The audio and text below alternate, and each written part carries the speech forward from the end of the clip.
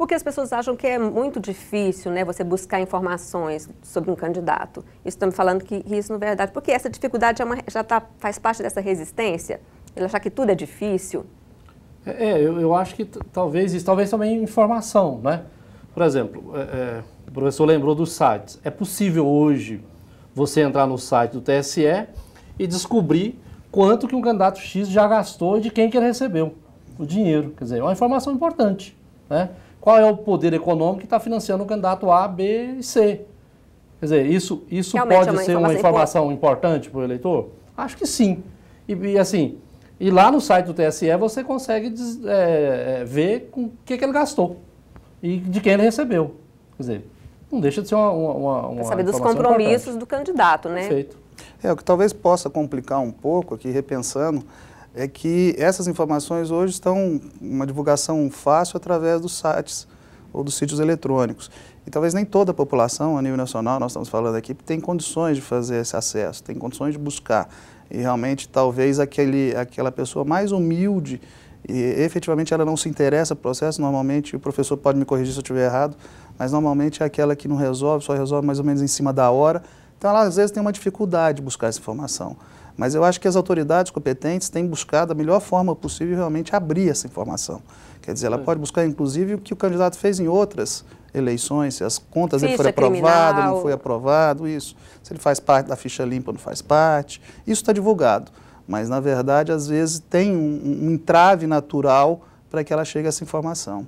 Existe uma informação de que 50% do eleitorado nacional, aliás, da população, né, nacional, tem acesso à internet hoje. Quer dizer, então nós teríamos outros 50% que não tem acesso. Bom, mas aí nós podemos pensar que talvez o candidato que seja transparente seja um candidato interessante, né? Um candidato que diga no seu programa, em praça pública, como tem gastado, como tem feito a campanha, talvez seja até um critério para escolher o candidato. Além disso, o que é mais importante antes de decidir o voto? Eu acho que buscar a história do candidato é uma coisa muito importante, não é? E quando eu falo história, não é simplesmente prestar atenção no material de propaganda que vai ao ar nos horários já previamente elaborados, mas sim descobrir como é que essa pessoa veio, de onde veio, o que ela fez, quais são os compromissos que porventura ela fez no passado, se efetivamente ela cumpriu aqueles compromissos, se os compromissos que estão sendo propostos são factíveis também, porque nós vemos toda hora alguns candidatos fazendo propostas que são inexequíveis, não é? Que nem tem competência se foi eleito para aquele cargo. Então isso talvez seja muito importante, compreender o processo, compreender o sistema e ver quem é esse candidato, a história desse candidato, para ver se consegue de alguma forma vislumbrar o futuro dele caso ele seja eleito. Isso é mais importante do que assistir o horário eleitoral, porque o horário eleitoral as pessoas não devem se esquecer que aquilo é uma propaganda, né? É uma propaganda bem produzida, cara, inclusive, né? O que eu acho, assim, que seria essencial para decidir o voto, né? Eu acho, assim, a grande pergunta que o eleitor deve fazer é: esse candidato efetivamente pode representar minhas ideias? Quer dizer, eu acho que talvez essa seja a grande pergunta, né, que o eleitor deve fazer. Ele pensa razoavelmente como eu, e aí é como o professor está dizendo, quer dizer, eu vou me formar, não é?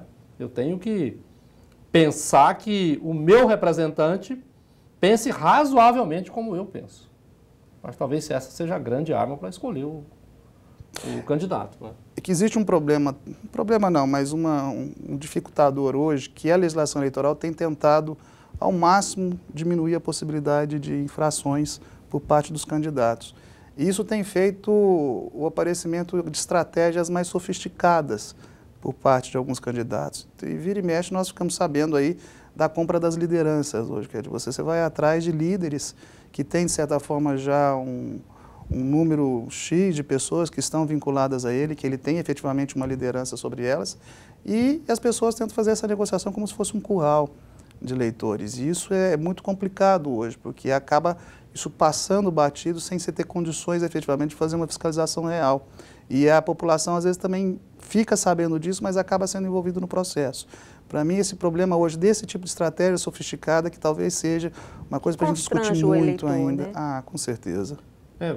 Isso passa novamente pela reforma política, quer dizer, quem está financiando, né? Porque se tem alguém comprando, alguém está dando dinheiro.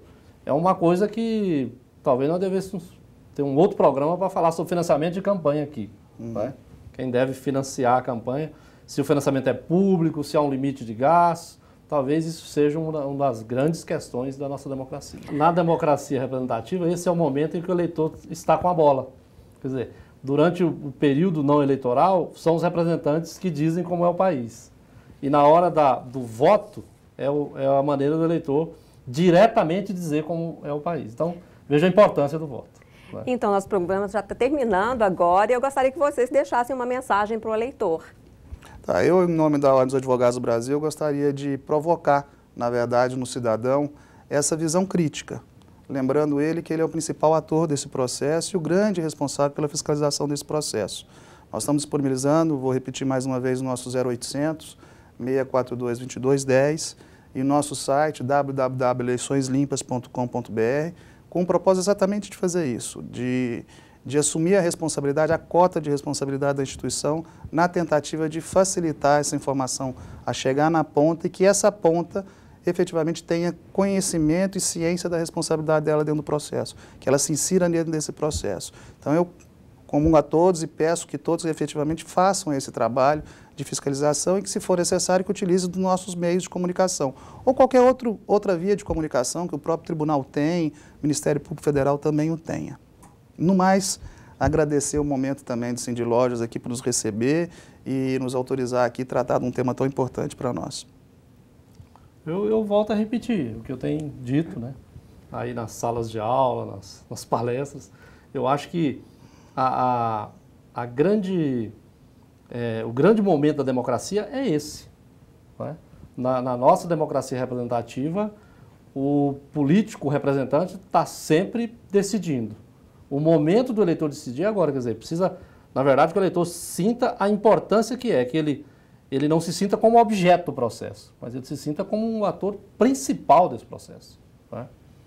E também agradecer ao Cindy Lojas pela oportunidade, que eu acho que esse tipo de debate, ele é raro. Era bom que durante o processo eleitoral nós tivéssemos mais debates como esse. Tá certo, muito obrigada pela presença de vocês aqui. O Momento Cindy Lojas fica por aqui, mas você pode rever esta entrevista na internet por meio de 2 endereços que aparecem aí na sua tela, no portal da PUC TV Goiás e no site do Cindy Lojas. Se você quiser sugerir temas para os próximos programas ou fazer perguntas, fale com a gente por meio do nosso e-mail, que aparece aí no seu vídeo. E se você gostou da entrevista, compartilhe nas redes sociais. Envie também o link para os seus amigos. Uma boa noite e até a semana que vem.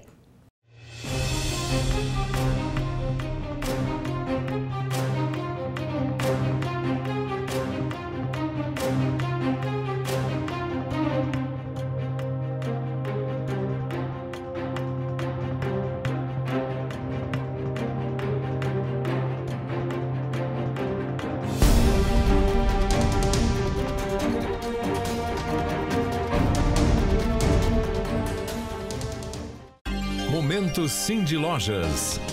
Oferecimento Cindy Celular.